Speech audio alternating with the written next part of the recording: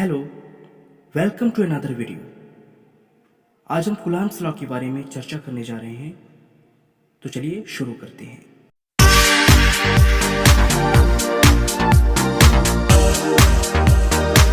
जैसा कि हमें पता है कि यदि हमारे पास एक प्लस क्यू चार्ज है Q1 और दूसरा प्लस Q2 चार्ज है, तो ये एक दूसरे को आउटवर्ड डायरेक्शन पे क्या कर रहे होंगे, धकेल रहे होंगे।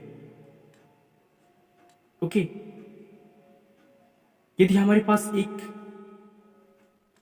माइनस Q1 चार्ज है, दूसरा माइनस Q2 चार्ज है, तो ये भी एक दूसरे को बाहर की ओर क्या कर रहे होंगे, धकेल रहे होंगे। लेकिन क्या होगा यदि हम एक प्लस चार्ज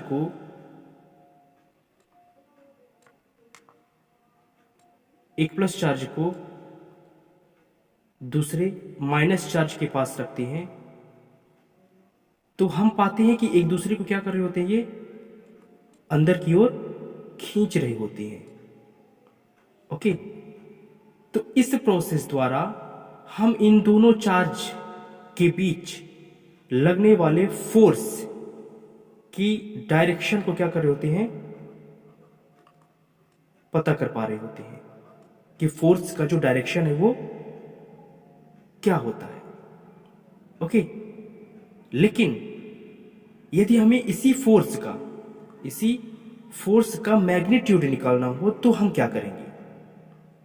और हमें यह भी पता है कि किन्हीं भी दो चार्ज के बीच लगने वाले जो फोर्स होते हैं, मान लीजिए कि यहाँ पे F1 फोर्स लग रहा है और यहाँ पे F2 फोर्स लग रहा है, जो Q1 और Q2 द्वारा लगाया जा रहा है, तो इनका जो मैग्नीट्यूड होगा, मैं डायरेक्शन की बात नहीं कर रहा, मैग्नीट्यूड की बात कर रहा हूं, तो इनका जो मैग्नीट्यूड होगा वो क्या होंगे, बराबर होंगे। ओके, तो मान लीजिए कि फोर्स जो है F लगता है, तो F जो होता है दोनों चार्ज के मैग्नीट्यूड के क्या होता है, प्रोपोर्शनल होता है। तो यानी F प्रोपोर्शनल क्या हो जाएगा, Q1। ओके, और सिमिलरली F जो होता है वो किसके प्रोपोर्शनल होता है, Q2 के। ओके, तो इन दोनों स्टेटमेंट को हम कंबाइन करके लिखेंगे, क्या हो जाएगा, ये होगा F proportional Q1 into Q2। तो यहां पर हम कह सकते हैं कि किन्हीं भी दो चार्ज के बीच जो फोर्स होता है वो इन दोनों चार्ज के मैग्नीट्यूड के प्रोडक्ट के प्रोपोर्शनल होता है। और यह जो फोर्स होता है वो इन दोनों चार्ज के बीच की जो डिस्टेंस होती है ना, उसके स्क्वायर के इनवर्सली प्रोपोर्शनल होता है। यानी कहने का मतलब कि यहां पर हम लिखेंगे, जैसे जो फोर्स होगा वो क्या होता है, इन दोनों चार्ज के बीच की डिस्टेंस अगर मैं स्मॉल r कंसीडर करता हूं, तो उसका क्या होगा, इनवर्सली, उसके स्क्वायर का इनवर्सली प्रोपोर्शनल होगा। ओके, तो इन दोनों स्टेटमेंट को, इसको और इसको अगर मैं कंबाइन करके यहाँ पे लिखता हूं, तो क्या हो जाएगा, ये हो जाएगा F proportional Q1 Q2 upon R square. Okay, तो ये जो पूरा स्टेटमेंट है ये कूलम्ब्स लॉ के द्वारा दिया गया है।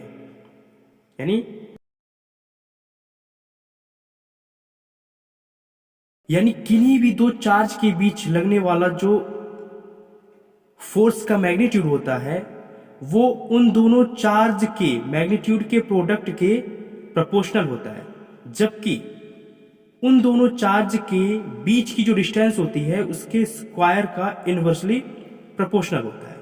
ओके, तो यहां पर जब मैं प्रोपोर्शनल साइन को क्या करूंगा, रिमूव करूंगा, तो यहां पे क्या आ जाएगा, एक कांस्टेंट आएगा जिसको हम क्या कंसीडर करेंगे, k।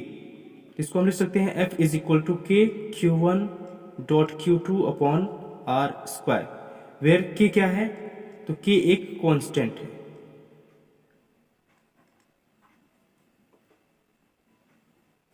Okay,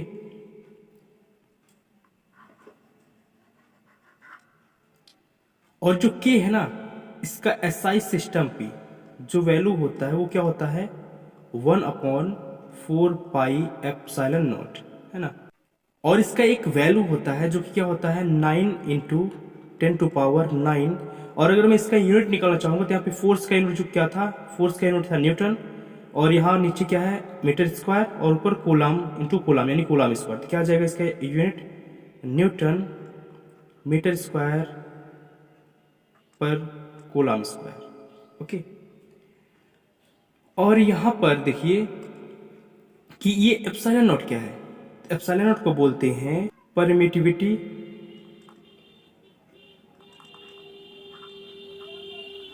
of free space.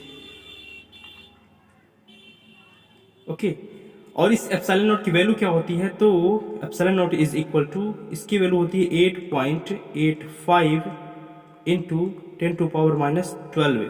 और इसका जो यूनिट होगा आप यहाँ पर देखिए कि ये के है और ये क्या है एप्सिलॉन नॉट है, तो दोनों एक दूसरे के क्या है इनवर्स है। तो इन्हें यानी जो के का यूनिट था उस यहाँ पे क्या हो जाएगा इनवर्स हो जाएगा, इसका क्या हो जाएगा कूलाम अपॉन न्यूटन मीटर का स्क्वायर। यहाँ जो फोर्स का मैग्नीट्यूड होगा उसको हम लिख सकते हैं F is equal to 1/4 pi epsilon not into Q1 Q2 upon R square. This is the force between any 2 point charge.